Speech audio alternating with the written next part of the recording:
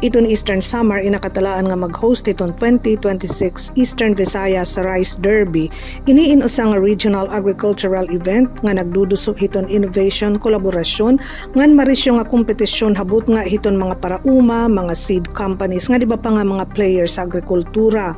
Kasumpay hini nakipagkita na hi Governor R.V. Ivardone happy pera nga mga opisyales iton Department of Agriculture Regional Field Office 8 para paghimangrawan iton mga preparasyon para naman hini nga bruhaton. Kaupod gihapon nidahan meeting in mga taga-OPAS.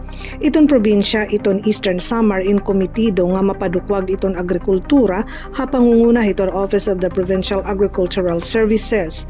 Iton Rice Derby indako nga ayat nga dahiton mga parauma hinhumay nga maniguro magkamay-ada hindamo nga ani o harvest pinaagi iton makabag-o nga mga teknik sa pag-uma. Tuyo hini nga mapahataas iton ira productivity pinaagi iton moderno nga teknolohiya, madugangan iton kita iton mga parauma ngan mapakusog iton seguridad hapagkaon din hihaaton rehiyon. Niyanhan tuig 2025 ang Rice Derby in ginbuhat ha hinunangan Southern Leyte iton rice granary ha nasabi nga probinsya.